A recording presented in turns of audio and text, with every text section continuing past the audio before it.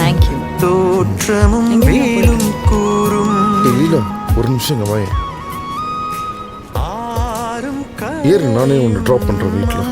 வில்லும் பாட்டும் உரையும் நானும் அவளும் உயிரும் உடம்பும் நரம்பும் யாழும்